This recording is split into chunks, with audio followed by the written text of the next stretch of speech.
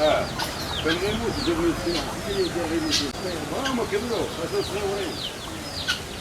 هادو ديال الله السلام.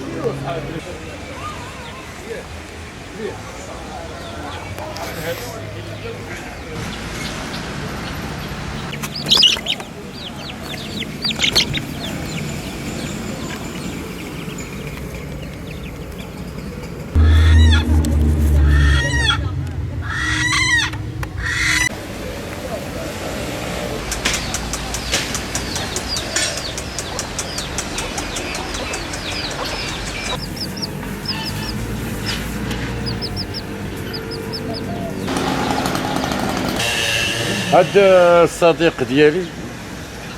تبارك الله وصاحبي هو لقيت فيه الخير مساعدني على هاد الجردة اليد العامله كلها ديالته، هو اللي معتني بهاد الحيوانات كاملين، وانا اخترت هاد الشيء خديته من الاخ ديالي الله يرحمه، هو الاول اللي كان معتني بهاد الجردة هادي، كانت عباره عن زباله حاشاكم، كانت عباره وهي الان ملي جيت انا ما حضرتش ليه ملي توفى هو لقيت كلشي ضاع، عاوتاني بغيت نحيها من واحد لعل وعسى، راه ما كاين حتى شي واحد كيعاونني غير انا وهذا السيد وكاين الاخت ديالي، من مالنا الخاص حنا اللي كنصرفوا على هاد الجردة على كل شيء، ما معاونين لا جماعه لا يديك لا يخليك لا تعاونيه، ما عندي لا دعم لا والو، ما كاينش اللي عاطيني هنايا حتى ورده، دجاجه وحده بطه ما كاينش طاووس شي حاجه، ما كاينش شي واحد اللي مساعدنا الا هاد السيد هو كيجيب الماكله، انا كنخدم من مالي الخاص من الجيب ديالي كنساعد، وكنتمنى انا هادشي كله علاش درتو، انا درتو لله في سبيل ورحمه الوالدين،